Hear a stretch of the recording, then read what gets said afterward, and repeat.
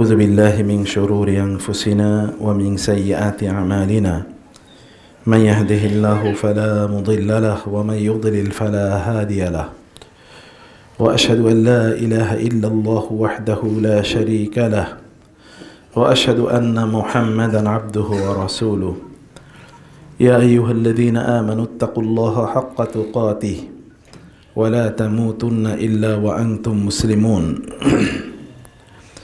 يا أيها الناس اتقوا ربكم الذي خلقكم من نفس واحدة وخلق منها زوجها وبث منهما رجالا كثيرا ونساء واتقوا الله الذي تساءلون به والأرحام إن الله كان عليكم رقيبا يا أيها الذين آمنوا اتقوا الله وقولوا قولا سديدا يصلح لكم أعمالكم ويغفر لكم ذنوبكم ومن يطع الله ورسوله فقد فاز فوزا عظيما أما بعد فإن أصدق الحديث كتاب الله وخير الهدي هدي محمد صلى الله عليه وسلم وشر الأمور محدثاتها وكل محدثة بدعة وكل بدعة ضلالة وكل ضلالة في النار أما بعد فأعوذ بالله من الشيطان الرجيم بسم الله الرحمن الرحيم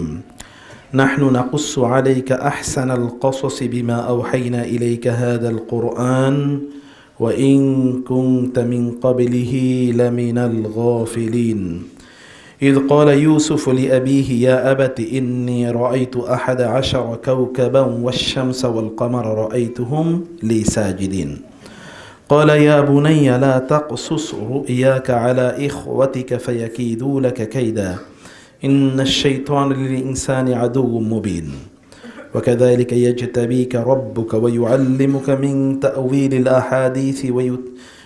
تأويل الأحاديث ويتم نعمته عليك وعلى آل يعقوب كما أتمها على أبويك من قبل إبراهيم وإسحاق إن ربك عليم حكيم আল্লাহ সুবহানাহু ওয়া তাআলা শুকর আদায় করছি তিনি আমাদেরকে আজকে জুমার জন্যে এবং তার পূর্ব খুতবার জন্যে মসজিদে আসার তৌফিক দান করেছেন এবং এই কারণে বলি আলহামদুলিল্লাহ। রাসূলুল্লাহ সাল্লাল্লাহু আলাইহি ওয়াসাল্লামের উপর দরুদ এবং সালাম বর্ষিত হোক। আল্লাহুম্মা সাল্লি ওয়া সাল্লিম ওয়া বারিক আলা নবিকা মুহাম্মদ আল্লাহুম্মা সাল্লি আলাইহি আল্লাহুম্মা বারিক আলাইহি। সম্মানিত ভাইরা এবং বোনেরা, কোরআনুল কারীমের অন্যতম প্রধান একটি সূরা হলো সূরাতু ইউসুফ। এই সূরাতে কেবলমাত্র আপনারা যারা যুবক আছেন তাদের জন্যেই গাইডলাইন আছে এরকম না, বরং এই সূরাতে প্রত্যেকের জন্য, নারী পুরুষ শিশু বাবা সন্তান এবং যারা অপরাধ প্রবণ অথবা যারা খুবই ভালো মানুষ, পায়াস রিলিজিয়াস ফিয়ারফুল অফ আল্লাহ, সব মানুষের জন্যই এখানে শিক্ষা রয়েছে। এবং এটি এমন একটি সূরা যেটার আয়াত সংখ্যা 111 আর যদি বিসমিল্লাহ ধরা হয় তাহলে 112। একসাথে এত বড় সূরা আর কোনোটাই নাজিল হয়নি, পুরো সূরা একসাথে নাজিল হয়েছে। রাসূলুল্লাহ সাল্লাল্লাহু আলাইহি ওয়াসাল্লামের উপর এই সূরাটি যখন নাজিল হয় তখন নবুয়তের 12তম বছর। কততম বছর? 12তম। অর্থাৎ মক্কায় অলরেডি তিনি 12 বছর দিনই দাওয়াত দিচ্ছেন।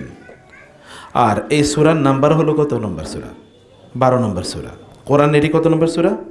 12 নম্বর। আবার 12 ভাইয়ের ব্যাপারে গল্প এখানে। কয় ভাই? 12 ভাই। ইউসুফ আলাইহিস সালাম এবং তার সাথে আর ভাই কয়জন? 11 জন, মোট 12 ভাইয়ের গল্প। আবার সূরাতে আয়াত সংখ্যা কিন্তু 112, ওই যে বিসমিল্লাহ যদি ধরা হয়। এত বিশাল একটি সূরা একসাথে নাজিল হয়েছে কখন? প্রেক্ষাপটটার দিকে যদি তাকাই তাহলে দেখব রাসূলুল্লাহ সাল্লাল্লাহু আলাইহি ওয়াসাল্লামের জীবনে সবচেয়ে কঠিন সময় সূরাটি নাজিল হয়েছে। কখন? সবচেয়ে কঠিন সময়। আমাদের জীবনে এরকম অনেক কঠিন সময় যেতে পারে, ফলে এই সূরাটি আমাদের জন্য খুবই গুরুত্বপূর্ণ। আপনার জীবনের গল্পই এখানে আল্লাহ তাআলা বলেছেন এবং এই কারণে আল্লাহ বলেছেন নাহনু নাকুসু আলাইকা আহসানাল কসসি বিমা আওহাইনা ইলাইকা হাদাল কোরআন। আমি আপনার কাছে আহসানুল কসাস, গল্পের মধ্যে সেরা, ঘটনার মধ্যে শ্রেষ্ঠ, সর্বোত্তম। আহসান এটি কি? এটা সুপারলেটিভ। আহসানুল কসাস যখন বলা হয় তখন এটি কম্পারেটিভ না, তুলনা না, এটা সর্বশ্রেষ্ঠ, এর চেয়ে উত্তম কোনো গল্পই হতে পারে না। কারণ আল্লাহ বলেছেন আহসানুল কসাস, আমি সর্বোত্তম ঘটনা, গল্প, কিসসা আপনার কাছে বর্ণনা করছি। আল্লাহ রাসূলকে আল্লাহ তাআলা বলছেন। রাসূলুল্লাহ সাল্লাল্লাহু আলাইহি ওয়াসাল্লামের জীবনের সবচেয়ে কঠিন সময় কখন? যখন তার স্ত্রী এবং তার চাচা মারা যান, আবু তালেব মারা যান এবং তার স্ত্রী খাদিজাতুল কুবরা রাদিয়াল্লাহু তাআলা মারা যান। এই দুজন বিশাল বড় প্রোটেকশন তার জন্য, একটা হলো ঘরের মধ্যে, একটা হলো ঘরের বাইরে, সব জায়গায়। বাইরে তাকে প্রোটেকশন দেন তার চাচা, এবং ভেতরে তাকে সান্ত্বনা দেন, শান্তি দেন, প্রশান্তি দেন, সাপোর্ট করেন তার স্ত্রী। এরপরে তো তিনি গিয়েছেন কোথায়? তায়েফে। তায়েফে যাওয়ার পর কি হয়েছে? সেখানে তিনি প্রচন্ড ভাবে নিপীড়িত, অত্যাচারিত হয়েছেন। এবং এ কারণে যখন আয়েশা রাদিয়াল্লাহু তাআলা তাকে জিজ্ঞেস করেছেন, ইয়া রাসূলুল্লাহ, উহুদের চেয়ে কঠিন কোন সময় কি আপনার জীবনে এসেছিল? কারণ উহুদের ময়দানে তিনি কি, তিনি আহত হয়েছিলেন। There was a rumor that he was killed in the battlefield. এমন কথা ছিল যে তিনি যুদ্ধে মারা গিয়েছেন, এবং সেখানে 70 জন সাহাবী শাহাদাত বরণ করেছেন, রাসূল সাল্লাল্লাহু আলাইহি ওয়াসাল্লামের আপন চাচা সহ, আমির হামজা রাদিয়াল্লাহু তাআলা, এরকম আরো বিশাল বিখ্যাত অনেক সাহাবী এই যুদ্ধে শাহাদাত বরণ করেছেন। মুসআব ইবনে উমাইর, ইসলামের প্রথম দাঈ, প্রথম অ্যাম্বাসেডর, প্রথম দায়ী, তিনি এই যুদ্ধে শাহাদাত বরণ করেন। এরকম আরো অনেক ঘটনা আছে। এই যুদ্ধ এর চেয়ে বড় কোনো ঘটনা আপনার জীবনে ঘটেছে কিনা? তিনি বলছেন হ্যাঁ। তিনি বলছেন হ্যাঁ, যখন তায়েফবাসী আমার উপর ওইরকম রক্তাক্ত করেছিল, আমাকে পাথর মেরে, সেটা আমার জন্য ছিল অনেক অনেক কঠিন সময়। কারণ এমন ভাবে পাথর মেরেছে তাকে, 15 দিনের মতো তিনি সেখানে ছিলেন। পাথর মারতে মারতে তাকে রক্তাক্ত করে ফেলেছিল, শরীর থেকে রক্ত পায়ের মধ্যে, জুতার মধ্যে যখন গিয়েছিল তখন রক্তের মধ্যে যেহেতু আঠালো ভাব থাকে, জুতা আটকে গিয়েছিল, তিনি বেহুশ হয়ে পড়ে গিয়েছিলেন। এর চেয়ে কঠিন কোনো সময়, এর চেয়ে কঠিন কোনো সময় মানুষের ইতিহাসে, মানুষের জীবনে আসতে পারে না। সেই সময় আল্লাহ সুবহানাহু ওয়া তাআলা এই সূরা তার উপর নাযিল করেছেন। তার মানে কোরআন তো কি মেডিসিন, কোরআন কি মেডিসিন, মানে কি বুঝুন তো, ঔষধ। আল্লাহ বলেছেন উনাজ্জিলু মিনাল কুরআনি মা হুয়া শিফাউ ওয়া রাহমাতুল লিল মুমিনিন, আমি কোরআনে এমন কিছু নাজিল করেছি যেটি কি মানুষের জন্য শিফা, মেডিসিন। ডাক্তারের কাছে যেমন আমরা ঔষধের জন্য যাই, ঠিক তেমনি ভাবে কি কোরআন আমাদের জন্য এরকম ঔষধ। বুঝতে পেরেছেন? আল্লাহ সুবহানাহু ওয়া তাআলা রাসূলের জন্য এই সূরাকে ঔষধ হিসেবে নাজিল করেছেন। এবং এর মধ্যে ঔষধ কি, আমি সেই বিষয়টি আলোচনা করব, কমপক্ষে কয়েক ঘন্টার একটা আলোচনা। আমি আল্লাহর কাছে শুরুতেই এই তৌফিক কামনা করি, আল্লাহ তাআলা যেন খুবই সহজে, সংক্ষেপে, কম সময়ের মধ্যে গোটা আলোচনাটাকে আপনাদের কাছে উপস্থাপন করার তৌফিক দান করেন। আল্লাহুম্মা আমিন। রব্বি ইশরাহ লি সাদরি ওয়া ইয়াসসির লি আমরি ওয়াহলুল উকদাতাম মিন লিসানি ইয়াফকাহু কওলি। আল্লাহুম্মা আমিন ইয়া রাব্বাল আলামিন। সম্মানিত ভাইরা এবং বোনেরা, একজন মানুষের জীবনে যা কিছু, যত ধরনের ইস্যু থাকতে পারে, সব ইস্যুর মধ্যে আছে। ইউসুফ আলাইহিস সালাম এরকম হঠাৎ করে আপনাদের মতো এরকম কোন যুবক না যিনি 20, 25, 30 বছর বয়সে হঠাৎ করে ইসলাম শিখেছে, না। তিনি এমন একটা এনভায়রনমেন্টে বড় হয়ে উঠেছেন যার ঘরটাই কি, কার ঘর? নবীর ঘর। তার ঘর কার ঘর? নবীর ঘর। তার বাবা ইয়াকুব আলাইহিস সালাম, যাকে ইসরাইল বলা হয়, এবং তার সন্তানদেরকে বনি ইসরাইল বলা হয়, তিনি তো নবী, সাধারণ নবী না, ইব্রাহিম আলাইহিস সালামের নাতি, ইসহাক আলাইহিস সালামের ছেলে, তাই না? নবীর ঘরে। কিন্তু সেই ঘরের মধ্যে কি আছে? 10 ভাই, যে ভাই তাকে হত্যা করার জন্য কূপে নিক্ষেপ করেছে, নাই? নবীর ঘরেও শত্রু থাকতে পারে কিনা, সমস্যা থাকতে পারে কিনা? আপনি অনেক বড় দিনদার মানুষ, হয়তো ঘরে কোনো প্রবলেম নাই, ব্যাপারটা কিরকম? নবীর ঘরেও কিন্তু এখানে প্রবলেম আছে, এখানে আমি দেখতে পাচ্ছি। অথবা এইরকম একেবারে দেখেন combination, negative and positive, extremely positive, extremely negative. নবী একদিকে, আবার সন্তানরা ভাইয়ের হত্যা করতে, অন্য কাউকে হত্যা করতে চাইতে একটা ভিন্ন কথা ছিল, ভাইকে। আবার ভাইটা কেমন, যে ভাই পরে নবী হবে। এবং সবচেয়ে ইউসুফ আলাইহিস সালাম এই 12 ভাইয়ের মধ্যে সবচেয়ে সোবার, সবচেয়ে পেশেন্ট, ধৈর্যশীল, এবং বাবা মায়ের প্রতি প্রচন্ড অনুগত, যে সন্তান বাবা মায়ের প্রতি অনুগত সেই সন্তান তো ভাইদেরকে ডিস্টার্ব করতে পারে না। আর ভাইরা সব বড়, ছোট ভাইদেরকে বড় ভাইরা কি করার কথা, আদর করার কথা না, কোলে পিঠে করে মানুষ করে, এটাই তো নেচার হওয়ার কথা। কিন্তু ওই বড় ভাইরাই তাকে প্লট করছে, চক্রান্ত করছে হত্যা করার জন্য। ভয়াবহ একটা পরিস্থিতি। কিন্তু এখান থেকে আবার এক ভাই দাঁড়ায় গেছে, না ওরে হত্যা করা যাবে না। মানে drama after drama, tragedy after tragedy, মানে এমন ঘটনা যে একটার পর একটা। আবার এইরকম একজন যুবক যিনি প্রত্যেকটা মুহূর্তে বলতে পারতেন, এই তোমরা কারা, তোমরা যে আমার সাথে এমন আচরণ করছো, তোমরা জানো আমি কে? এটা তো আমরা বলার চেষ্টা, এই তুমি চেনো আমি কে? এত চিৎকার করে আমরা এমনিই বলি। অনেক সময় সত্যি আপনার আছে কিনা এটা চিৎকার করে প্রদর্শন করানো হয়, চিৎকার করে দেখানো আমার শক্তি আছে। কিন্তু কখনোই তো তিনি একবারও চিৎকার করেন নাই।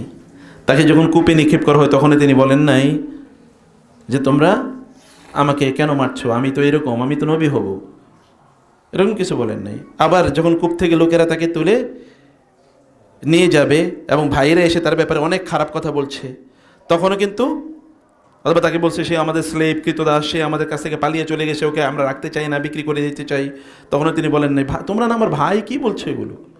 যখন লোকেরা তাকে বাজারে নিয়ে বিক্রি করে তখনও বলেন নাই আমি কিন্তু নবীর ছেলে, আমি কিন্তু ওই যে ইয়াকুব আলাইহিস সালামের ছেলে, এগুলো তিনি বলেন নাই। আবার যখন বাদশার ঘরে, মানে মিশরের গভর্নরের ঘরে যখন তিনি লালিত পালিত কৃতদাস আকারে লালিত পালিত হচ্ছেন, তখন কিন্তু ওইখানকার ইমরাতুল আজিজের কেউ তিনি বলেন না আমি কিন্তু নবীর ছেলে, কোথাও তিনি এই কথা বলেন নাই। ইয়াংম্যান হিসেবে তিনি বিশাল একটি টেম্পটেশন ও এক ধরনের মানে তার প্রতি আবেদন, একটা বিশাল একটা আবেদনময়ী অবস্থা। ইয়াংরা ভালো করে বুঝে কখন মানুষ আবেদনে পড়ে যায়। মানুষের দুর্বলতার মুহূর্ত, সবচেয়ে দুর্বলতম মুহূর্ত যখন তারা যুবক যুবতী থাকে। কিন্তু সেই অবস্থায়ও তিনি এত একটা সেফ এনভায়রনমেন্টে থেকেও তিনি তার পবিত্রতাকে, চারিত্রিক পবিত্রতাকে কীভাবে তিনি রক্ষা করেছেন, সেখানেও তিনি তার নিজকে রক্ষা করে চলেছেন এত হিউজ একটা টেম্পটেশনাল এনভায়রনমেন্টে। আবার যখন তিনি কারাগারে নিক্ষিপ্ত হন তখনও কিন্তু তিনি এমন আচরণ করেন, কারাগারে সবচেয়ে ভালো মানুষরা থাকে তাই না দুনিয়ার, হ্যাঁ কি বুঝেন না আপনারা? কারাগারে তো সব আল্লাহওয়ালা, আল্লাহর নবীরা, ফেরেশতারা সব কারাগারে গিয়ে থাকে নাকি? কারাগারে সবচেয়ে খারাপ লোকেরাই থাকে। হ্যাঁ, যদি জালিমের কারাগার হয় তাহলে সেখানে কিছু ভালো মানুষও থাকতে পারে, কিন্তু সব ভালো মানুষই কি কারাগারে থাকে নাকি? ন। কারাগারে গিয়ে তিনি আচরণ কি করেছেন, এত বিপদ আপদের পর এরপরে তো কি তার মাথা গরম হয়ে যাওয়ার কথা, তিনি অধৈর্য হয়ে যাওয়ার কথা, পাগল হয়ে যাওয়ার কথা।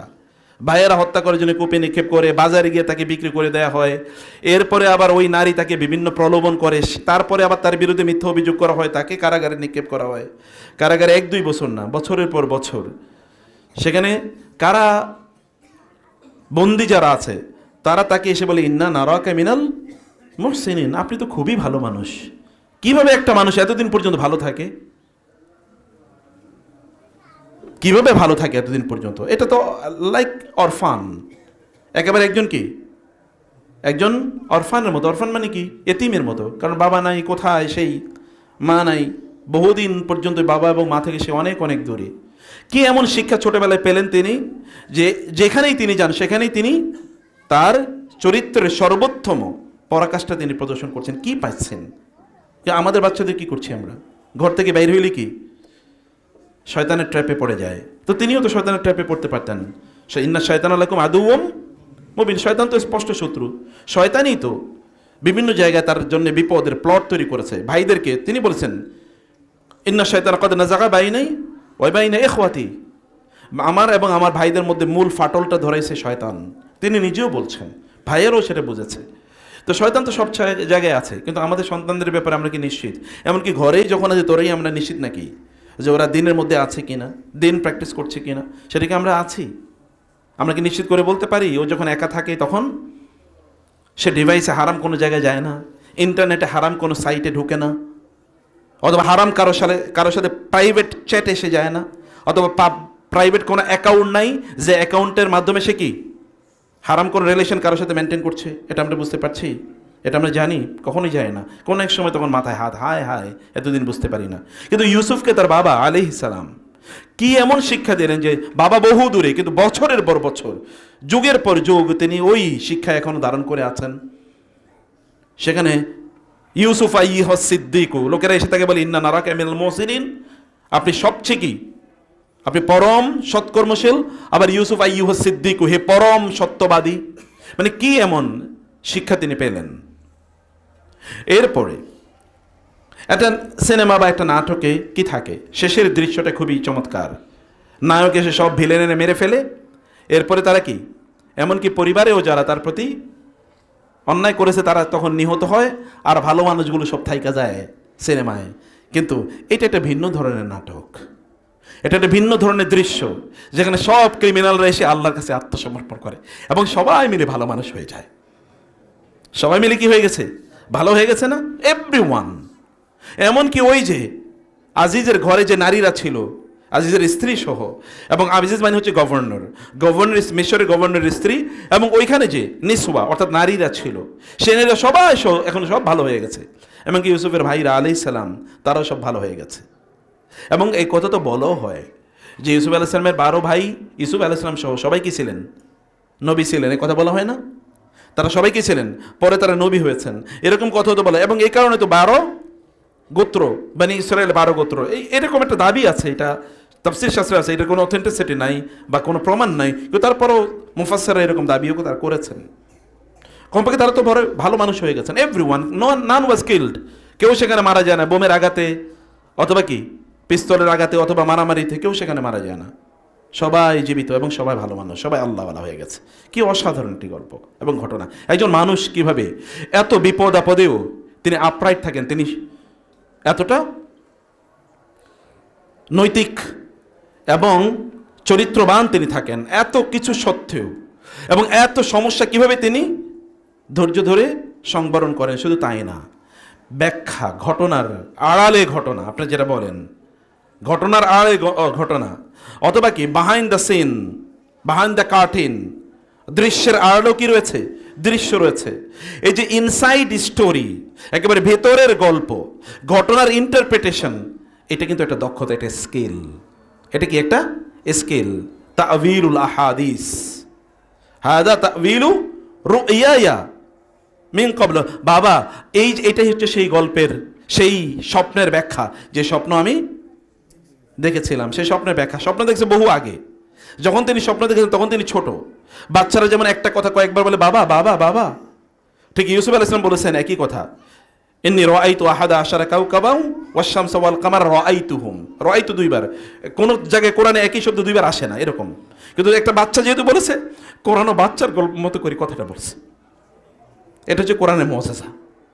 যখন কোরআন বলেছে তখন বাচ্চার মতো করে, বাবা দেখ, জানো আমি দেখেছি, আমি কি দেখেছি জানো, এভাবে বলেছে যে আমি দেখেছি দুইবার, আমি দেখেছি সব আমার জন্য সিজদা করে। এবং ইউসুফ আলাইহিস সালাতু ওয়াস সালাম গোটা সূরাতে কেবলমাত্র কি, এখানে অনেকগুলো স্বপ্নের ব্যাখ্যা আছে, কমপক্ষে 3টা স্বপ্নে তো বিশাল ব্যাখ্যা আছে। এটা স্বপ্ন কার, তার নিজের। একটা স্বপ্ন কার, আর একটা স্বপ্ন হলো ওই যে দুই কারাবন্দী, দুইজনের 2টা স্বপ্ন। এবং চতুর্থ স্বপ্নটা কার, বাদশার স্বপ্ন। দেখেন তো, স্বপ্ন স্বপ্ন স্বপ্ন স্বপ্ন, স্বপ্নের ব্যাখ্যা, এটা তো একটা স্কিল, এটা একটা দক্ষতা, এটা একটা যোগ্যতা। এই যোগ্যতা তার ছিল। আমাদের ইয়াংদের কি আছে বলেন, আপনার কি দক্ষতা আছে, কি যোগ্যতা আছে, কি স্কিল আছে, যেটা দিয়ে আপনি মানুষের সার্ভ করবেন, মানুষের সার্ভিস দেবেন। এবং চরিত্রের অবস্থা দেখেন, এখন তো আমরা যেখানে যে এখানে মারামারি লাগিয়ে দিই, এমনকি ফতোয়া নিয়েও মারামারি লাগাই। অন্য জিনিস তো আছে, ফতোয়া নিয়েও মারামারি লাগাই। এই মারামারিটা লাগানোই আমাদের দিনদারি। কিছু কিছু লোকের দিনদারি হলো কি করা, মারামারি লাগানো। অমক ছবি দিয়ে ক্রস, অমকের কথা শোনা যাবে না, অমকের ফলো করা যাবে না, ট্রুথ এক্সপোজ নাম দিয়ে একদল ইয়াং পোলা পাইন, আল্লাহ রাসূল বলেছেন যাদের, তারা হবে কি আহদাসুল আসনান, মাত্র দাঁত বাইর হইছে, মাত্র মানে দাড়ি গজাইছে, এরাই এখন মহাপণ্ডিত। অমকের কথা শোনা যাবে না, অমকে এই অমকেতেই, সে মাত্র এর মধ্যে 2-3টা লেকচার শুনছে অথবা 2-3টা বই পড়ছে, এতটুকুই শেষ। এরপরে এখন উনি মহা মুজতাহিদ, এখন তিনি ফতোয়া দিয়ে বেড়ান। এখন কিন্তু ইউসুফ আলাইহিস সালামের চরিত্র দেখেন, কারাবাহারের গারে যখন তিনি আছেন তখন তিনি কার সাথে আচরণ করছেন, সবচেয়ে নিকৃষ্ট লোকদের সাথে, কিন্তু সেখানে তিনি দাওয়াত দিচ্ছেন তাদেরকে। এবং তার আচরণ, এরা সবাই কি হয়ে গেছে, ভালো মানুষ। যেখানে যায় তিনি পরশ পাথরের মতো, যেখানে যায় সেখানে কি হয়ে যান, সবাই ভালো মানুষ হয়ে যায়। আর আমরা যেখানে যেখানে আগুন জ্বালিয়ে দিই নাকি, আমরা যেখানে যেখানে কি করি, আগুন লাগাই। দেখবেন আগুন লাগানো হচ্ছে আমাদের একটা কাজ। আর যদি কোথাও আগুন লাগে তাহলে ওখানে আমরা আরও কি পেট্রোল ঢাইলা দিই যে আরও জ্বলুক। কিন্তু এমনি এমন এক ইয়াং ম্যান, যেখানে তিনি যান সেখানে কি করেন, সেখানে তিনি শান্তির সুবাতাস তৈরি করে দেন। প্রিয় ভাইরা, এই হচ্ছে টোটাল গল্পের একটা সিনারিও। এবার আমি একটু ইনসাইড স্টোরিতে যাই। সূরাত ইউসুফ আপনাদেরকে পড়ার জন্য বলতেছি। আমার কাছ থেকে শুনে গেছেন, মনে করছেন যে সব শুনে গেছেন, না, আমি তো একটা আয়াতের ব্যাখ্যা করতে পারবো না। যদি একটা আয়াত ধরি তো অবশ্যই ব্যাখ্যা করা সম্ভব না। এটা তো কোরআন, আল্লাহর বাণী, অতএব এটা ভালো করে পড়তে হবে।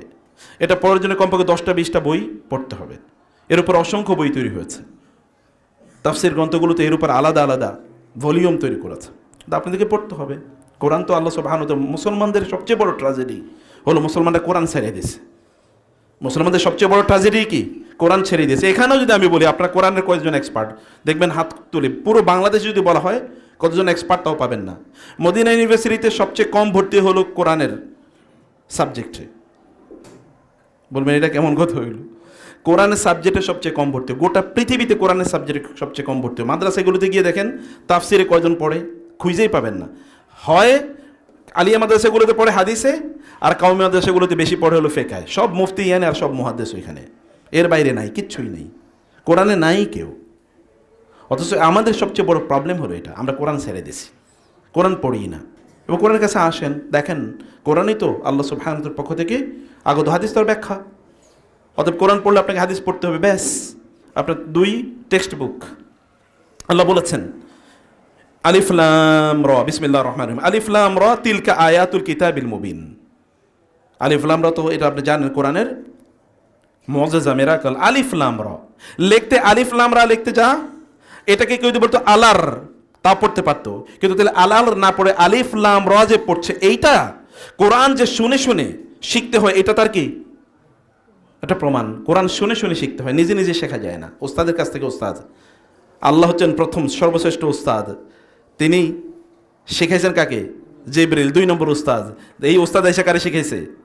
মুহাম্মদ সাল্লাল্লাহু আলাইহি ওয়াসাল্লাম 3 নম্বর উস্তাদ। এই উস্তাদ এবার তার সকল ছাত্ররা শিখাইছেন, 4 নম্বর উস্তাদ তৈরি হয়ে গেছে। এবং এই উস্তাদরা সবাইকে শিখাইছেন এইভাবে কোরআন পড়তে হয়, কোরআন শিখতে হয় এরকম। এবং এর অর্থ আল্লাহ ছাড়া কেউ জানে না। আমি এর আলোচনা যাচ্ছি না, কারণ এটা আলোচনায় কয়েক ঘন্টার আলোচনা। তিলকা আয়াতুল কিতাবিল মুবিন, ইন্না, এটা হচ্ছে মুবিন, স্পষ্ট কোরআনের আয়াত। আল্লাহ বলছেন স্পষ্ট, আপনি বলছেন কোরআন খুবই কঠিন, এই কারণে পড়তে পারি না। আপনি বলেন আপনার কাছে অন্য সাবজেক্ট খুবই সহজ, বাচ্চাদেরকে জিজ্ঞেস করেন তোমার কাছে সবচেয়ে কঠিন সাবজেক্ট কোনটা, বলে ইসলামিক স্টাডিজ। জিজ্ঞেস করে দেখেন তোমার কাছে সবচেয়ে কঠিন সাবজেক্ট কোনটা, ইসলামিক স্টাডিজ। কারণ কি? কারণ ইসলামিক স্টাডিজ সবচেয়ে বোরিং, ওই ক্লাসে থাকতেই চায় না স্টুডেন্টরা। ক্লাসে যারা স্কুলে পড়ে গিয়ে জিজ্ঞেস করে দেখেন না, সবচেয়ে বোরিং। কারণ ওইখানে টিচার যেভাবে পড়ায়, এই পড়ার মধ্যে কি আছে, একটা মানে এক ধরনের ইরিটেটিং একটা অবস্থা আছে। মানে টিচার চিৎকার চেঁচামেচি করবে, বকাঝকা করবে, মারাধরো করবে। অথচ ইসলাম পড়াচ্ছে, কোরআন পড়াচ্ছে, সবচেয়ে সুতিং হওয়ার কথা ছিল। আমাদের কোরআন টিচিংয়ের মধ্যে অনেক ধরনের ভুল আছে। কোরআন টিচিংয়ে যে বাচ্চারা দেখবেন হেফজ করে, এখানে যারা হাফেজরা আছেন এবং যারা শুনবেনও, বাচ্চাদের সামনে আপনাদেরকে বেশি পড়তে হবে। কারণ কোরআন শুনে শুনে, লা তুহাররিক বিহি লিসানাকা লিতা'জালা বিহি ইন্না আলাইনা জামাআহু ওয়া কুরআনা ফাইযা ক্বরা'নাহু ফাত্তাবি কুরআন। ওস্তাদ কোরআন পড়বে, বাচ্চারা শুনবে। এটা হচ্ছে, এখন ওরা পড়ে আর ওনার বসে থাকে আর পান চিবায়, তাতে কি হইল?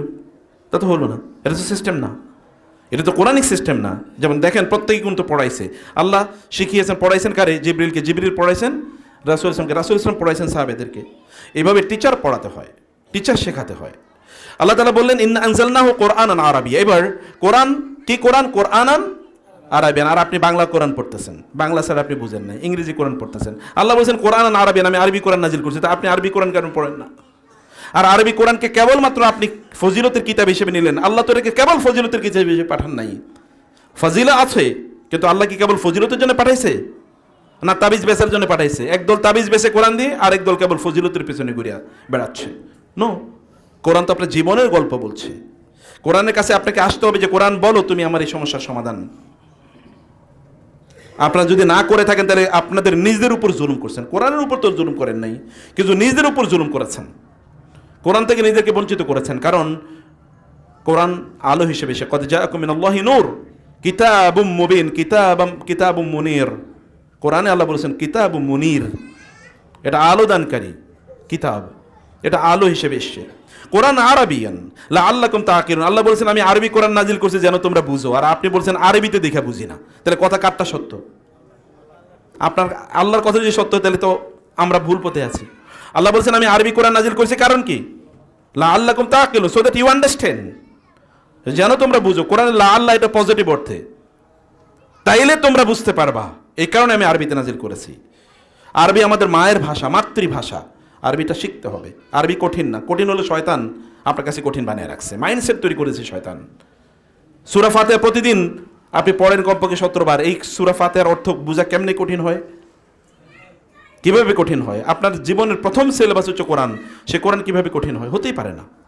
প্রতিদিনই আপনার কোরআন পড়ার কথা, এটা কেমনে কঠিন হয়? এই মাত্র অল্প কত আয়াত, নাইলে 6234 বা 36 আয়াত, এতটুকুই তো, তার চেয়ে বেশি না।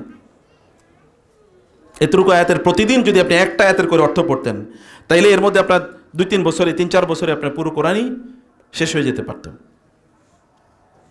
তাইলে কি আমাদের মৌলিক প্রবলেম হলো যে আমরা, আল্লাহ তাআলা বলেছেন যে তোমাদেরকে আমি আরবি কোরআন দিয়েছি যেন তোমরা বুঝতে পারো। আচ্ছা, নাহনু নাকুসু আলাইকা আহসানাল কসাসি বিমা আওহাইনা ইলাইকা হাযাল কোরআন ওয়া ইন কুনতা, এরপরে ইউসুফ আলাইহিস সালামের গল্প আল্লাহ বললেন। প্রথম, ইয ক্বালা ইউসুফু লিআবিহি ইয়া আবাতি ইন্নী রাআইতু আহাদা আশারা কাওকাবা ওয়াশ শামসা ওয়াল কামারা রাআইতুহুম লি সাজিদিন। বাবার কাছে গিয়ে বলছেন, বাবা আমি দেখেছি 11টি তারকা এবং একটি চাঁদ এবং এক সূর্য আমাকে কি করছে, আমি দেখছি তারা আমাকে সেজদা করছে। 11টি কি তারকা এবং একটি চাঁদ এবং একটি সূর্য। আমাদের মুফাসসিররা বলেছেন চাঁদ এবং সূর্য মানে কি, এবং আয়াতের একেবারে সূরার শেষের দিকে আছে চাঁদ এবং সূর্য মানে কি, কে চাঁদ এবং সূর্য কে? বাবা এবং মা। অতএব এই যে আপনারা ইয়াং যারা আছেন, এমনকি মুরব্বী যারা আছেন, বাবা মা যদি বেঁচে থাকে, আল্লাহ বলছেন তারা চাঁদ এবং সূর্য। তারা কি? চাঁদ এবং সূর্য। আলো আসে তাদের মাধ্যমে, বরকত আসে তাদের মাধ্যমে। তাদের থেকে আপনি অনেক দূরে সরে যাওয়া, তাদের সাথে সম্পর্ক ছিন্ন করলেই আপনার গোটা জীবনটা অন্ধকারাচ্ছন্ন হয়ে যাবে, আলোই তো আসবে না। আলো আসার সোর্স কয়টা? 2টা, চাঁদ এবং সূর্য। দিনে চাঁদ, দিনে সূর্য, রাতে চাঁদ। তা আপনি দিনেও অন্ধকারে থাকবেন, রাতেও অন্ধকারে থাকবেন যদি পিতামাতা আপনার সাথে না থাকে। কেবলমাত্র ওই তারকার আলো কোনো কাজে লাগবে না, কেবল তারকার আলো কোনো কাজে লাগবে, তারকার আলো আপনি এখানে এসে পুষবেও না। অতএব পিতামাতাকে লাগে। আমি তাদেরকে দেখেছি তারা কি করে, আমি তাদেরকে দেখছি আমার কাছে তারা সেজদা করছে। একটা বাচ্চা বাবা মার সাথে কি পরিমাণ রিলেশন থাকলে গল্প, স্বপ্নের কথা বলে। আপনার বাচ্চারা আপনাকে কবে বলছে, বাবা আমি এটা হতে চাই, মা আমি এটা হতে চাই, জানো আমি গত রাতে এটা স্বপ্নে দেখেছি, জানো আমি এরকম এরকম চিন্তা করছি। যদি না বলে থাকে তাহলে আপনার জীবনটা একটা ভয়াবহ বিপদের মুখে আছে। পোলাপাইন অলরেডি গান, অলরেডি তারা শয়তানের ক্ষোভে পড়ে গেছে, শয়তানের ক্ষেপে তারা আছে, শয়তানের ষড়যন্ত্রের চক্রান্তে তারা পড়ে গেছে। সন্তানদের সাথে এমন রিলেশন তৈরি করতে হবে যেন সন্তানরা এসে আপনার কাছে তাদের সব কিছু শেয়ার করতে পারে, অথবা সব কিছু শেয়ার করে। বাপের কাছে ভয়ে আসে না, মায়ের কাছে কি বকাবকির কারণে আসে না, বললেই তো মা বকাবকি করবে, আর বললেই তো বাবা মার দেবে, এই কারণে কোনো রিলেশনই নেই। সব ঘটনা কার কাছে বলে? বন্ধুদের কাছে বলে। আপনাদের পরিবারে যদি এরকম অবস্থা থাকে, আপনার সন্তানরা আপনার কাছে they can not confide everything in you, they can not tell you their stories, তারা তাদের ঘটনা, তাদের গল্পগুলো আপনার কাছে বলতে পারে না, তাহলে বুঝতে পারবেন you R already a gone case, you are lost in their life. আপনার জীবনে তাদের জীবনে আপনার কোনো রেলেভেন্স নাই।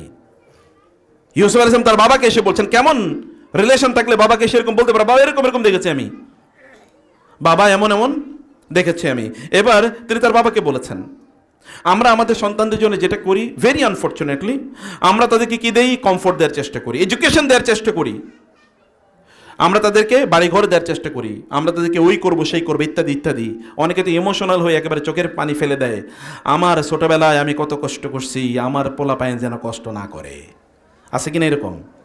এরপরে দেখবেন এই কামই করে, আমার ছেলে মেয়ে যেন কষ্ট না করে, এই কারণে আমি কষ্ট করতে দিই না। আপনি কষ্ট করছেন দেখে আপনি বড় হয়েছেন, আপনার পোলাপাইন কষ্ট করবে না, অতএব এগুলো কি শয়তানের খাবারে পরিণত হবে।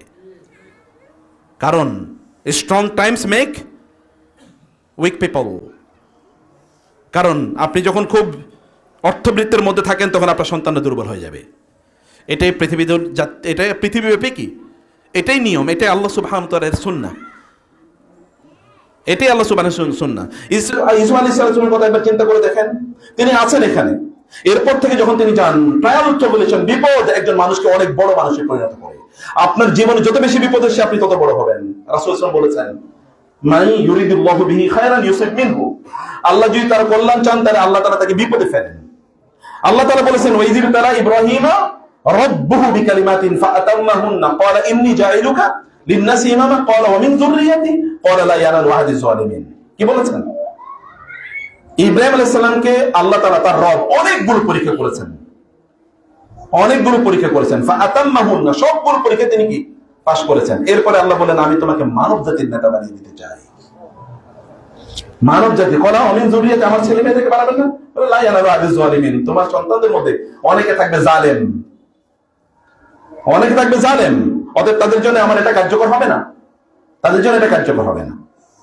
প্রিয় ভাইরা বোনেরা, বিপদে পড়লেই ঘাবড়ে যাবেন না। বিপদ এসে আপনাকে বড় করার জন্য, আপনাকে অনেক সম্মানিত করার জন্য, মর্যাদাবান করার জন্য। পৃথিবীতে সবচেয়ে বেশি বিপদ হচ্ছে কাদের? নবী রাসূলদের। আশাদ্দুন নাসি বালাআন আল আম্বিয়াউ সুম্মাল আমসাল ফাল আমসাল। রাসূল সাল্লাল্লাহু আলাইহি ওয়াসাল্লাম বলেছেন, বিপদ সবচেয়ে বেশি হয়েছে নবীদের, তারপরে যারা বেশি আল্লাহওয়ালা, তারপরে যারা বেশি আল্লাহওয়ালা। টাকা পয়সা কম থাকলেই মনে করেন না যে আমি তো খুবই খারাপ অবস্থায় আছি, এটা মনে করার কোনো কারণ নাই। আল্লাহ তাআলা আপনার জন্য বড় কিছু ব্যবস্থা করে রেখেছেন, কেবল নিজের লক্ষ্যে এগিয়ে যেতে হবে। ইউসুফ আলাইহিস সালাম একটা স্বপ্ন দেখেছেন, আপনার স্বপ্ন কি বলেন? এখানে যারা মুরব্বী আছেন আপনাদের স্বপ্ন কি? নিশ্চয়ই একটা স্বপ্ন থাকা উচিত, এবং that is to be positive. যে ইয়াংরা যারা আছেন তাদের স্বপ্ন কি? আপনার সন্তানদের স্বপ্ন কি? আপনি কি তাদের সাথে স্বপ্নে আলোচনা করেন কিনা? তোমার বাবা এরকম হওয়া উচিত, তোমাকে দেখে, তোমাকে নিয়ে আমি এরকম স্বপ্ন দেখতে চাই, বা তোমাকে আমি এরকম একটা জায়গা দেখতে চাই, এটা বলতে হবে ওদের কাছে, এই ঘটনাগুলো বলতে হবে, তাইলে ওরা স্বপ্ন দেখা শিখবে। ইউসুফ আলাইহিস সালাম এসে বলছেন, বাবা এবার তাকে কি বললেন? ইয়া আবাতি, তিনি বললেন। এরপর ক্বালা ইয়া বুনাইয়া লা তাকসুস রুইয়াকা আলা ইখওয়াতিকা ফায়াকিদু লাকা কাইদা ইন্নাশ শাইতানা লিল ইনসানি আদুউম মুবিন। তিনি বললেন, হে বাবা, আমার সন্তান, আমার প্রিয়। শব্দগুলো দেখেন, ইয়া আবাতি, নট ইয়া আবি, নট ইয়া আবি। ইয়া আবি এবং ইয়া আবাতির মধ্যে পার্থক্য কি জানেন? ইয়া আবি মানে হচ্ছে হে বাবা, ইয়া আবাতি মানে হচ্ছে my dear father, my darling, my loving dad, I love you বাবা। এর অর্থ হচ্ছে এটা, আব্বু তোমাকে আমি প্রচন্ড ভালোবাসি, আমি জানো এরকম দেখেছি। তার আগে ইয়া আবাতি মানে হচ্ছে বাবা আমি তোমাকে প্রচন্ড ভালোবাসি, মা আমি তোমাকে প্রচন্ড ভালোবাসি। এ কথা বলা, ওরা আই লাভ ইউ আপনাকে যদি না বলে তাহলে বুঝতে হবে ওরা অলরেডি কি রোটেন, ওরা রটেন, অলরেডি গান, ওরা অলরেডি ওয়েস্টেড, লস্ট। ওরা আপনাকে বলা শিখতে হবে, এই কথা আপনাকে বলা শিখতে হবে যে আমি তোমাকে প্রচন্ড ভালোবাসি বাবা, আমি তোমাকে প্রচন্ড ভালোবাসি মা। এটা হলো ইয়া আবাতি। কোরআনে দেখেন শব্দগুলো, অন্য জায়গার শব্দ আর এখানকার শব্দের অবস্থা দেখেন। এবং তিনিও তার ছেলেকে বলছেন ইয়া বুনাইয়া, নট ইয়া ইবনি। বুনাইয়া এটা হচ্ছে তাসগির, আরবি ভাষা যারা জানেন, তাসগির মানে হচ্ছে এটা একটি লাভিং ল্যাঙ্গুয়েজ। ইয়া বুনাইয়া, ও মাই বিলাভেড সান, হে আমার প্রিয় সন্তান, আই অলসো লাভ ইউ, আমি তোমাকে প্রচণ্ড ভালোবাসি। এর কনভারসেশন, কথাবার্তা এরকম। বাচ্চাদেরকে সময় দিতে হবে, তার সাথে কথা বলতে হবে। যদি তাদের সাথে কথা বলেন তাহলে তাদের বিষয়টা ভিতরটা আপনি বুঝতে পারবেন। যত কথা কম বলবেন ততই শেষ। ওরা যদি কথা না বলে, কম বলে আপনার সাথে, তাহলে বুঝবেন যে কি সে অন্য কোথাও কথা সে না বলে থাকে নাই, কথা সে বলছে কিন্তু অন্য জায়গায় বলছে, আপনাকে বলে নেই। কথা কম বলা, আপনার সাথে কথা কম বলা আপনাকে ভয় পাওয়া ইস্যু না, বরং আপনার কাছ থেকে সে অনেক দূরে সরে চলে গেছে। এবার সন্তানকেও তিনি বলেন ইয়া বুনাইয়া, আমার প্রিয় সন্তান, বাবা আমার প্রিয় সন্তান, লা তাকসুস রুইয়াকা আলা ইখওয়াতি, ভাইদের কাছে এই কথা বইল না। কেন? ভাইদের, ওনার তো নবীরই তো ছেলে। ভাইদের কাছে লা তাকসুস রুইয়াকা আলা ইখওয়াতিকা ফায়াকিদু লাকা কাইদা, তাহলে তোমার ব্যাপারে তার কোনো একটা চক্রান্ত ষড়যন্ত্র করতে পারে। এটা খুবই গুরুত্বপূর্ণ একটা জিনিস প্রিয় ভাইরা। আমাদের দেখবেন একদল লোক আছে, কি করব না করবো এটার খবর নাই, কিন্তু এমনি ফেসবুকে বিশাল বড় একটা লিস্ট, আগামী বছর আমি এইটা করব। ও কিয়ামত পর্যন্ত থাকলেও, বেঁচে থাকলেও এই কথা বলতে পারে, এই কাজ করতে পারবে না। বুঝতে পেরেছেন? আপনি কি করতে চান এটা হিডেন রাখেন। আপনি যদি বড় কিছু করতে চান তাহলে এটা কি করে রাখেন? গোপন করে রাখেন, এটা ডিসক্লোজ করেন না। ডিসক্লোজ করা মানে কি? আর করতে পারবেন না কাজটা, বলার দরকার নাই। অনেক বড় স্বপ্ন, এটা গোপন করে রাখেন। দেখেন না এখানে কথা, এবং রাসূল সাল্লাল্লাহু আলাইহি ওয়াসাল্লাম বলেছেন তোমাদের স্বপ্নগুলোকে, তোমাদের প্রত্যাশাগুলোকে, এগুলোকে তোমরা গোপন করে রেখে আল্লাহর সাহায্য চাও, এর মাধ্যমে তোমরা এটাকে সম্পাদন করো। প্রকাশ করে দিলে আর করতে পারবা না। এখন আমরা অনেক বেশি প্রচার সর্বোচ্চ হয়ে গেছি না? কি করতেছে? এইরকম কর্ম, সেই রকম কর্ম, এরপর আর কিছুই হয় না। Don't disclose your dreams, your ideas with others. এটা ডিসক্লোজ করার দরকার নেই। করেন, আমরা অ্যাকশনস স্পিক লাউডার দেন ওয়ার্ডস বলা হয় না? কাজ করে দেখেন, মুখে বলা একদল লোকের অভ্যাসে পরিণত হয়েছে, মুখে বলা এটা মুনাফিকের কাজ। আর মুনাফিক তো কাম করে না, কেবল কথা কয়। ইয়াকুলুনা বিআফওয়াহিম মা লাইসা ফি কুলুবিহিম। অতএব কেবল ইসলাম প্ল্যান প্ল্যান প্ল্যান এতে বিশ্বাস করে না। কেবল তুমি কি করো?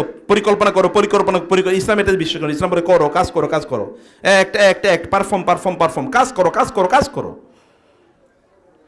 এগুলো তিনি বলেছেন। তার সন্তানরা, বাবা তো তার সন্তানের ব্যাপারে খারাপ ধারণা পোষণ করার কথা না, তার মানে এটা ন্যাচারাল। আপনি কোনো প্রকাশ করে দিলে আপনি ওই কাজটি আর করতে পারবেন না। তখন কে যে শত্রু হয়ে যাবে ইউ নেভার নো, আপনি জানেন না। এমনকি আপনার একেবারে ভেরি মাচ সিবলিংস, আপনার ভাই এবং বোনেরা আপনার বিরোধিতায় চলে যেতে পারে। কারণ মানুষের জন্মগত একটা সমস্যা কি? এনভি মানে হচ্ছে মানুষকে কি করা? অন্য কাউকে ঈর্ষা করা। এই পৃথিবীতে সর্বপ্রথম যে অপরাধ হয়েছে মানব ইতিহাসে, সেই অপরাধটার নাম কি? ঈর্ষা, হিংসা, তাই না? কে করছে কাকে? হ্যাঁ, ভাই ভাইকে করেছে। এরও আগে হয়েছে, আদম আলাইহিস সালামকে করছে কে? শয়তান। আদম আলাইহিস সালাম করেছে। আদমকে এত সম্মান, ওয়ালাকাদ কাররামনা বানি আদম। আদম মানে ইবলিসের, তার একটা প্রত্যাশা ছিল আমি জিনদের সর্দার, অতএব আমি যদি কারো সেজদা করা লাগে তাহলে আমার সেজদা করবে। আমি এত ইবাদত করি, আমি এই করি সেই করি। কিন্তু হঠাৎ করে আদমের আজকে বানায় কয় তোমরা তারে সেজদা করো। কেমন কথা হইলো? না, আমি সেজদা করতে পারবো না। আবা ওয়াস্তাকবারা ওয়া কানা মিনাল কাফিরিন। আবা, সে অস্বীকার করেছে। অস্বীকারের মধ্যে কি আছে? ঈর্ষা আছে। কারণ সে বলেছে আপনি আমারে বানাইলেন আগুন দিয়ে, আর তারে বানাইছেন মাটি দিয়ে, আমি কেন তারে সেজদা করবো? NV is there. যখন আপনি দেখবেন, যখন কেউ দেখে যে আপনি তার চেয়ে এগিয়ে গেছেন, তখন সে আপনাকে ঈর্ষা করবেই, তখন সে আপনাকে হিংসা করবেই। এটা মানুষের স্বভাবজাত। এটা এর মানুষ তো ফেরেশতা না যে মানুষের মধ্যে থেকে এটা আল্লাহ তাআলা দূর করে দেবেন না। অথবা মানুষ তো এখন জান্নাতে নাই, দুনিয়াতে আছে। দুনিয়াতে একটা টেম্পটেশনের জায়গা। ওয়ানাজাআনা মা ফি সুদুরি মিন গিল্লিন ইখওয়ানান আলা সুরুরিন মুতাকাবিলিন। যখন জান্নাতে যাবে তখন হিংসা বিদ্বেষ এগুলো সব আল্লাহ কি অন্তর থেকে এগুলো সব ঝেড়ে ফেলে দেবেন। কিন্তু দুনিয়াতে এগুলো সব আছে। এবং মুসলমানরা, বিশেষ করে নামাজিরা, মসজিদে যারা আসে, যারা দাড়ি টুপি রাখে, এদের অধিকাংশ জাহান্নামে যাবে কেবল হিংসার কারণে। বুঝেন নাই? মুসলমান দেখবেন নামাজি আপনার পাশেই দাঁড়াইয়া নামাজ পড়তেছে, কিন্তু আপনার হিংসা করতেছে ভিতরে ভিতরে, সে জানেও না। রাসূল সাল্লাল্লাহু আলাইহি ওয়াসাল্লাম বলেছেন যে দাব্বা ইলাইকুম দাবু আল উমামি ক্বাবলাকুম আল হাসাদ ওয়াল বাগদা। অন্যান্য জাতিগুলো যেই কারণে ধ্বংস হয়ে গেছে, এগুলো তোমাদের দিকে ধেয়ে আসতেছে। এবং হচ্ছে আল হাসাদ, ঈর্ষা। অতএব ঈর্ষা করবে অন্য, তোমার এটা কাউকে বলার দরকার নেই, তুমি বইল না। এছাড়াও বাবা হিসাবে তিনি তো দেখেছেন যে তার পরিবারের অন্যান্য সন্তানদের তাদের অবিডিয়েন্স, এবং এই সন্তানের অবিডিয়েন্স কতটুকু, এই সন্তানের অবিডিয়েন্স একটু বেশি। অতএব তাকে অন্য কেউ হিংসা করতেই পারে।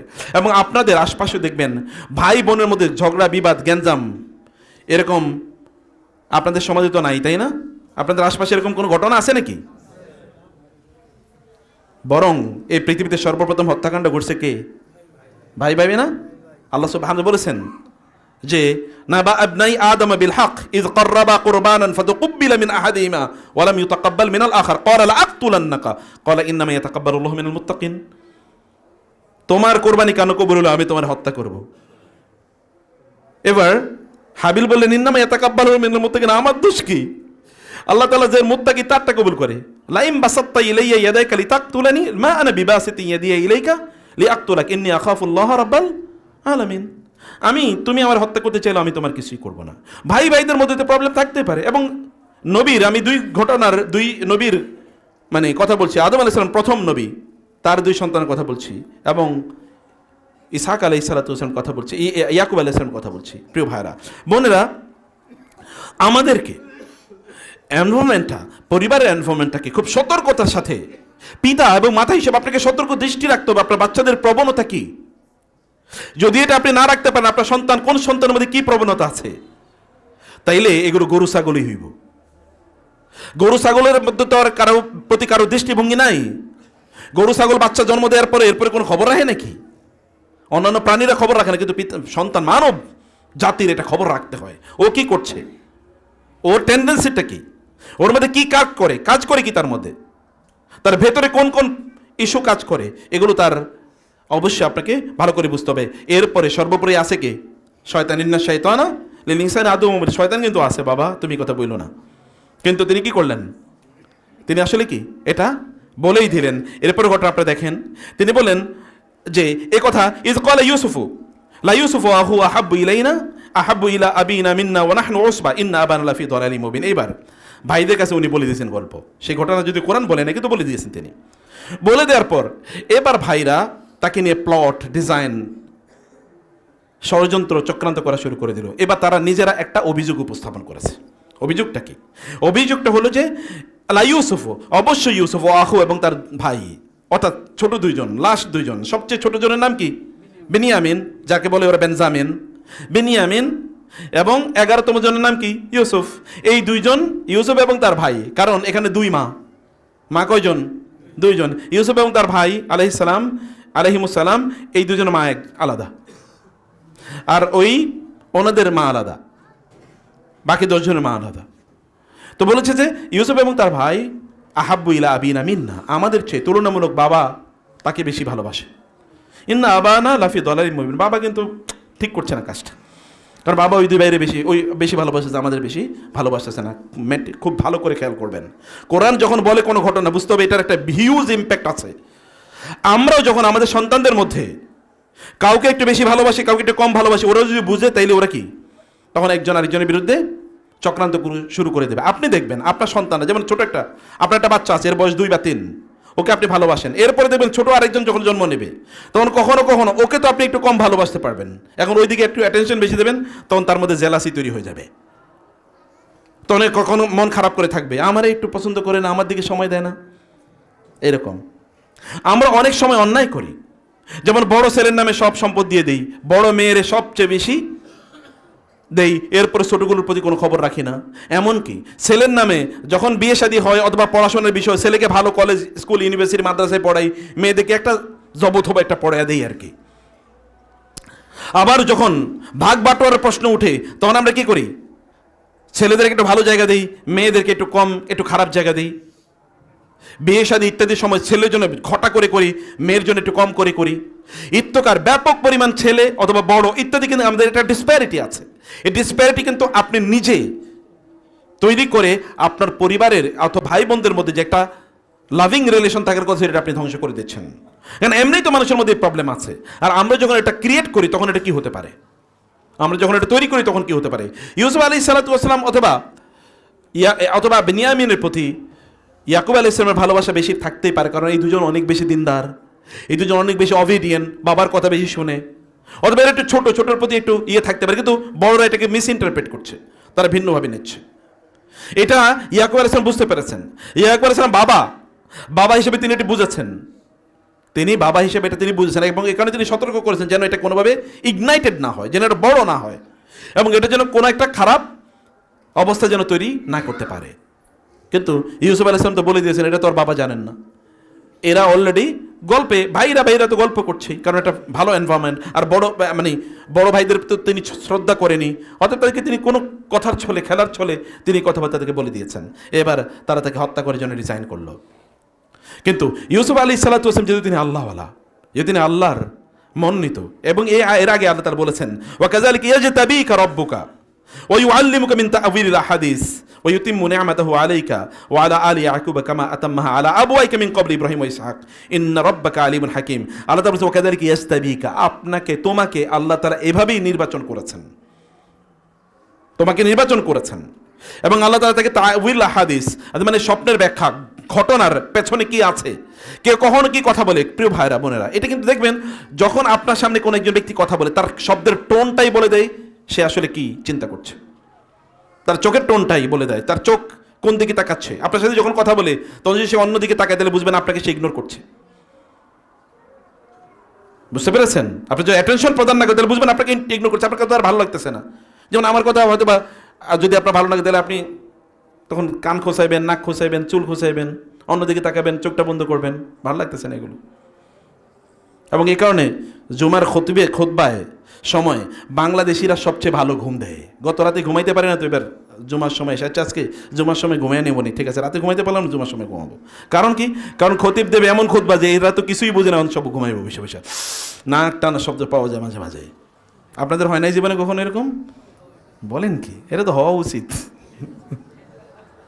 কারণ যেই বোরিং খুতবা, এতে তো মনে হয় যে না একটু ঘুমানোই উচিত আমাদের। ইউসুফ আলী সাল্লাতুয়াসাল্লামকে আল্লাহ সুবহানাহু ওয়া তাআলা ইন্টারপ্রিটেশন দিয়েছেন। তিনি বলতে পারতেন ঘটনা কি ঘটতে যাচ্ছে, এটা তিনি বলতে পারতেন। আল্লাহ তাআলা তাকে এরকম দূরদর্শিতা আল্লাহ তাআলা তাকে প্রদান করেছেন, এবং স্বপ্নের ব্যাখ্যা আল্লাহ তাআলা তাকে প্রথম থেকে আল্লাহ তাআলা তাকে দিয়েছেন। আমরা সে কথা বলবো যে আমাদের সন্তানদেরকে দিনদার বানানোর জন্য অথবা তাদের মধ্যে স্কিল ডেভেলপ করার জন্য আমরা কি করছি। এই যে আপনারা ধরেন স্কুল কলেজ ইউনিভার্সিটিতে পড়ানোর জন্য পাগল হয়ে গেছেন, পাগল হয়ে যান। আচ্ছা, আমি কোন সাবজেক্টে মাস্টার্স করেছি, অনার্স করেছি, কোন সাবজেক্টে মাদ্রাসায় পড়েছি, এবং আমার রেজাল্ট কি, আপনারা কি কেউ জানেন? আপনাদেরটা আমি কেউ জানি? কেউ কোনোদিন জিজ্ঞেস করছে? আমার কেউ জিজ্ঞেস করে না আজ পর্যন্ত। ছোটবেলায় জিজ্ঞেস করতে পারে, কিন্তু এরপরে তো কোনো কাজেই লাগে না। তো এটার পিছনে আপনারা এত পাগলামি কেন? এখন যেটা কাজে লাগে দেখেন, এখন কি করতেছি, এটা হলো কাজে লাগে। এইটাই মূল জিনিস, এইটাই ডেভেলপ করেই তবে। ইউসুফ আলাইহিস সালাম কোন ইউনিভার্সিটিতে পড়েছেন, তার সার্টিফিকেট কি, কিন্তু তার স্কিল আল্লাহ বলে দিচ্ছেন, স্কিল ইজ ইম্পর্টেন্ট। এইটা যোগ্যতা অর্জন করেন, দক্ষতা অর্জন করেন। এই সার্টিফিকেট দিয়ে হবে না, এই সার্টিফিকেটের পেছনে ঘুরে লাভ নাই। অথবা যে সার্টিফিকেটগুলো ওদের মধ্যে স্কিল তৈরি করে দেয়, মানব স্কিল, মানুষকে পরিচালনা করা, অথবা তার নৈতিকতার স্কিল, এটাও তো একটা স্কিল। যোগ্যতা, সততা, দক্ষতা। যদি আমরা বলি সততা একটা দক্ষতা, সত্য বলা একটা দক্ষতা, মানুষের ঘটনা বলতে পারা একটা দক্ষতা, মানুষের সাথে how to deal, how to converse with others, কিভাবে মানুষের সাথে কথা বলবে, সুন্দর করে কথা বলবে কিভাবে, এটাও তো একটা দক্ষতা। এই দক্ষতাটা ওদের মধ্যে তৈরি করে দেয়, অর্জন করার জন্য তাদেরকে সাপোর্ট করা, তাদেরকে হেল্প করা, এগুলো আপনাদের সন্তানদের কিনা আপনাদেরকে বুঝতে হবে। ইউসুফ আলাইহিস সালামের বাবা সেটা তিনি বুঝেছেন, আল্লাহ প্রদত্ত এই প্রজ্ঞা, কিন্তু ইউসুফ আলাইহিস সালামের বাবা সেই এনভায়রনমেন্ট তার জন্য তৈরি করে দিয়েছেন। তিনি সেখানে ইবাদত করেন। ফ্যামিলি এনভায়রনমেন্টটা এরকম। আপনার ঘরে আপনার সন্তানরা ইবাদত করতে পারে কিনা, ওরা ভালো মানুষ হিসেবে গ্রো হচ্ছে কিনা, খারাপ হওয়ার প্রবণতা আছে। ভালো এনভায়রনমেন্ট দিলেই কেবলমাত্র ভালো হবে এটা নিশ্চিত না। তাহলে খারাপ এনভায়রনমেন্ট দিয়ে আপনি ভালো করবেন কেমনে? কোন ভালো এনভায়রনমেন্ট দিলেই নবীর ঘরেই এরকম একটা বিপদ হতে পারে, তাহলে আপনার ঘরটা এমনি একটা ফেরাউনের ঘর, একটা হামানের ঘর, একটা কারুনের ঘর, একটা আবু জাহেলের ঘর, একটা আবুল আহাবের ঘর। তারপরে কেমনে এখানে ভালো মানুষ তৈরি হয়? কিভাবে ভালো মানুষ তৈরি হবে? এটা আমাদের সকলের এটা দায়।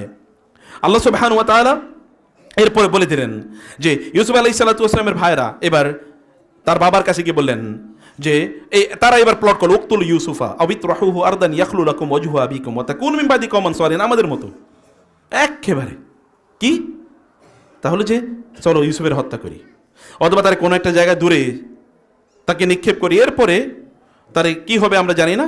ও ইয়াখলু লাকুম ওয়াজহু আবিকুম, ইন্টেনশন কিন্তু গুড, ভালো, তাইলে বাবা আমাদেরকে একটু বেশি ভালোবাসবে। ওয়া তাকুনু মিন বাদি কওমান সালিহিন, এরপরে তোমরা খুব ভালো মানুষ, আল্লাহওয়ালা, কেবল মসজিদে আসবা, নামাজ পড়বা, ইত্যাদি করবা, এগুলো তোমরা তখন ব্যস্ত হয়ে পড়বে। এরকম বহুত মানুষ আছে গোটা জীবন জুড়ে দুর্নীতি করে, মানুষের হত্যা করে, মানুষের সম্পদ লুণ্ঠন করে এখন মসজিদের প্রথম কাতারে এসে নামাজ পড়ে। আছে কিনা এরকম? এই মসজিদের কথা বলছি না আমি, আলহামদুলিল্লাহ, এটা তো ভিন্ন জিনিস।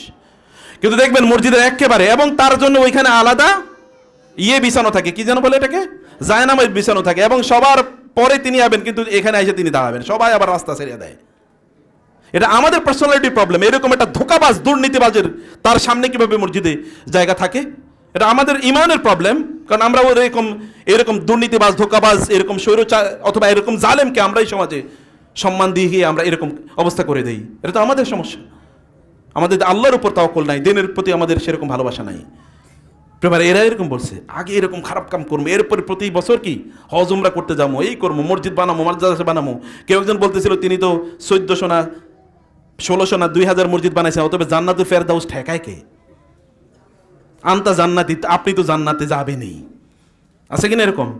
হ্যাঁ, আপনি তো জান্নাতে যাবেন, আপনার জান্নাত ঠেকায় কে? এত মসজিদ আপনি বানাইছেন। মসজিদ বানাইলে কি জান্নাতে যাওয়া যায়? তাইলে ওই আবুল আহাব, আবু জাহেল রয়ে জান্নাতে যাইতো। কেন? ওরা তো বাইতুল্লাহ বানানোর জন্য তাদের অবদান আছে না? আছে তো। বাইতুল্লাহ আজআলতুম সিকায়াতাল হাজ্জ ওয়া ইমারাতাল মসজিদিল হারাম কামান আমানা বিল্লাহি ওয়াল ইয়াউমিল আখির। প্রিয় ভাই, গোটা জীবনকে দিনের মধ্যে আপনি কোনো মসজিদ মাদ্রাসা কিচ্ছু নির্মাণ করেন নাই, কিন্তু এরপর আপনি জান্নাতুল ফেরদাউসের শ্রেষ্ঠতম মেহমান হতে পারেন। যদি কেবল দিনের উপর আপনার সামর্থ্য অনুসারে আপনি দিনদারি করবেন, আপনার যতটুকু সামর্থ্য আল্লাহ দিয়েছেন ততটুকু অনুসারে আপনার লেভেল অনুসারে আপনি দিনদারি করবেন।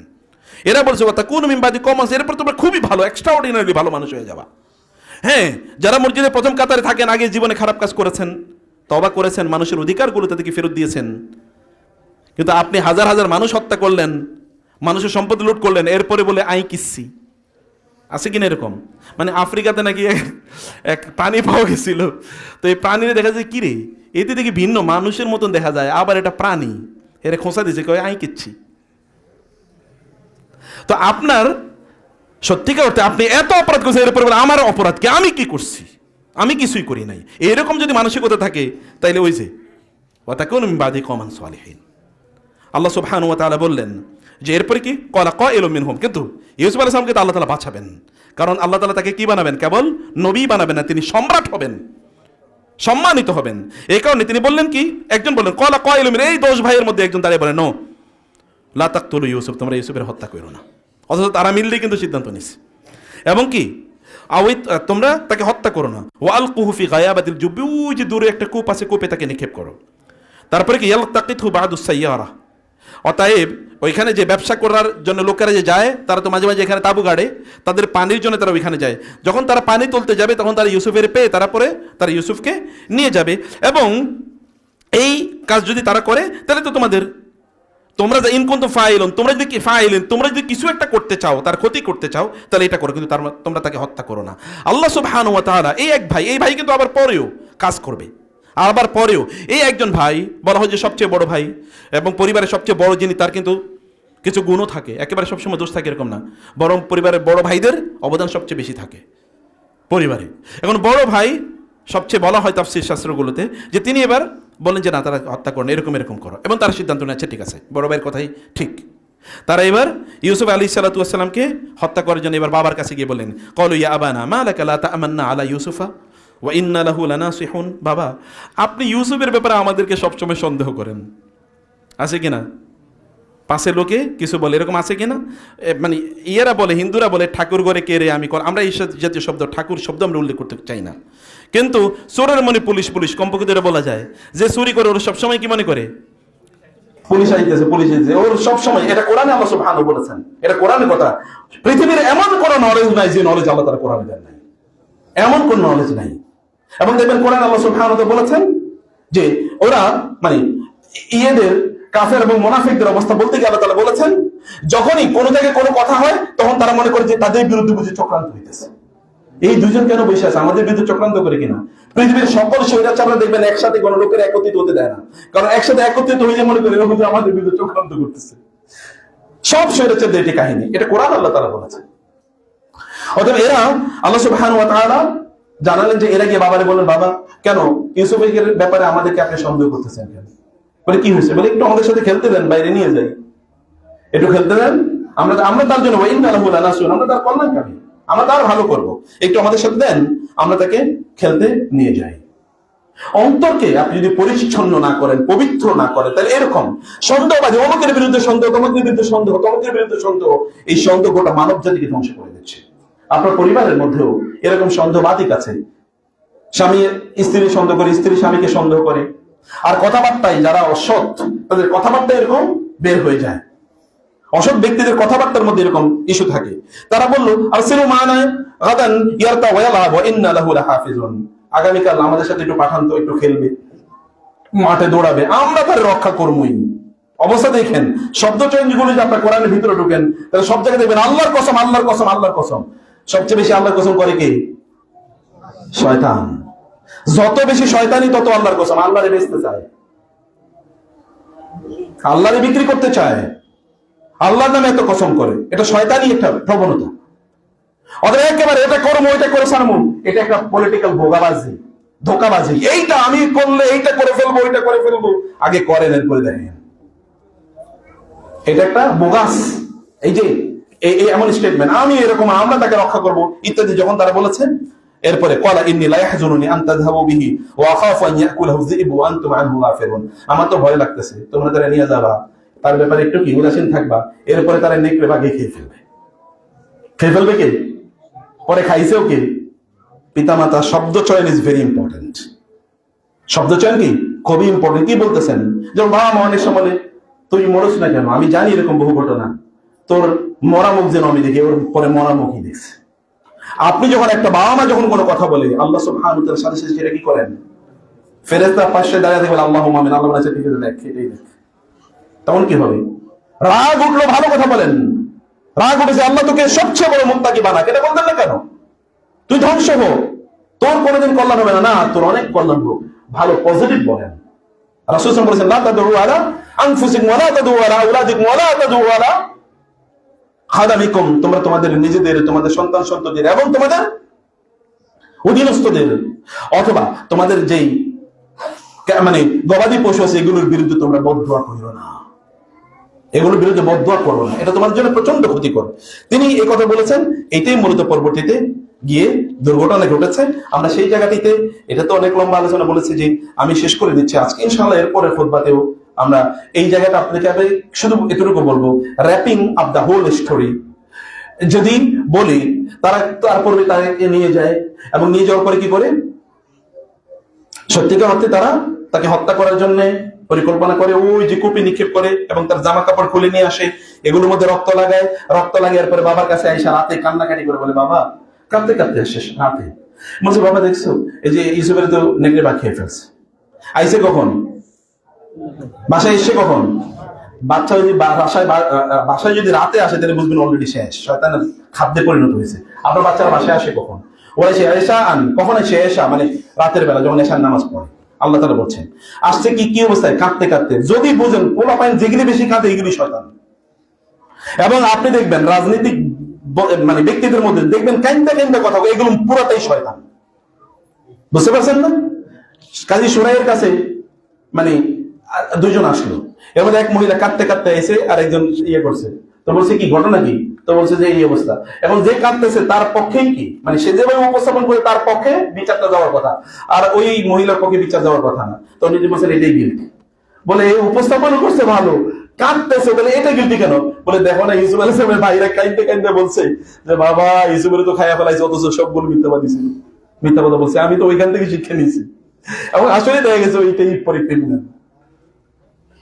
অপ্রয়োজনে কাঁদেন না, কাঁদতে হবে আল্লাহর সামনে, আল্লাহর কথা স্মরণে। যেগুলি বেশি কাঁদে এগুলির মধ্যে শয়তানি আছে। মানুষের জানে পাবলিকলি কাঁদা, প্রাইভেটলি কাঁদবেন, কাঁদা শুধু প্রাইভেটলি। হ্যাঁ, আল্লাহর কথা বললে অন্তরে যদি ঝাঁকুনিয়া সেটা হতে পারে, কিন্তু পাবলিকলি কান্দা কথা বলা এটা এদের কাজ, এবং তারা এটা করেছে। কিন্তু আল্লাহ সুবহানাহু ওয়া তাআলা ইউসুফ আলাইহিস সালাম এরপরে যেটা বলেছে, তিনি ট্রায়াল ট্রিবুলেশন তারা ওইখানে নিক্ষেপ করেছে। সেখান থেকে ওই যে ব্যবসায়ীরা তাকে মানে বালতি ফেলেছে পানি তোলার জন্য, কিন্তু বালতিতে উঠে গেছে কি? ইউসুফ আলাইহিস সালাতু ওয়াস সালাম। ইউসুফ আলাইহিস সালাতু ওয়াস সালাম ওঠার পরে ইয়া বুশরা হাযা গোলাম, তো আমরা পানি তোলার জন্য এসে কিন্তু কি পাই গেছি গোলাম। গোলাম মানে হচ্ছে এমন একটা ছেলে যার মাত্র দাড়ি উঠতেছে, একটু হালকা হালকা করে, মানে 17 থেকে 25 বছর বয়স বা 14-15 থেকে 25 বছর বয়স, এরকম একটা বয়স, ইয়াং টকবগে যুবক।